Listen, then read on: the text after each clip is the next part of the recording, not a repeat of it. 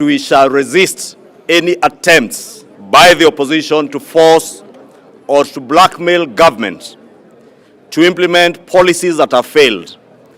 And particularly, because Emmanuel, I think you are the one who has asked about the issue of unga going to 100 shillings. You will remember, there's a gentleman from NTV, you will remember there was no unga that was available to Kenyans at 100 shillings. You will also recall the former Cabinet Secretary Agriculture, Peter Munya, asserting that the subsidy program for unga was unsustainable and was called off way before the election.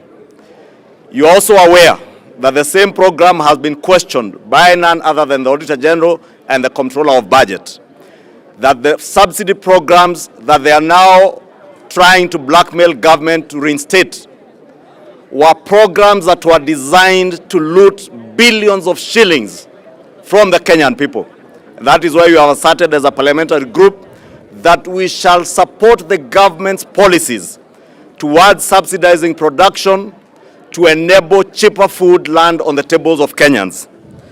Two, the other issues I think that listening to our colleagues in the opposition is issues that we have stated that we want to adhere, and we have called on them in our statement to also to adhere to the rule of law and the Constitution. They are asking us to open servers.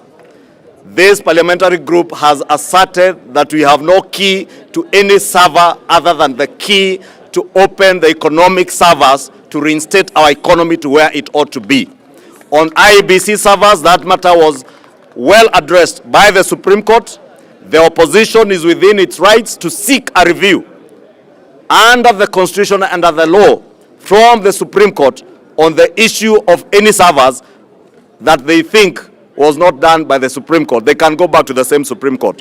On the reinstatement of the Cherera 4, there are no provisions under any law or under our Constitution to reinstate officers, public officers who have voluntarily resigned from public office, or those who have been removed from public office, as the case was by for Commissioner Masit.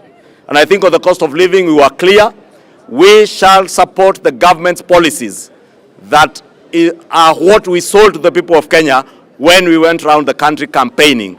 And we sold policies to the people of Kenya that the people of Kenya agreed with by voting for the Kenya Kwanza government. Therefore, the failed policies of the last regime cannot and shall not be forced on either government or the people of Kenya, because the people of Kenya rejected them in the elections. I think we are good.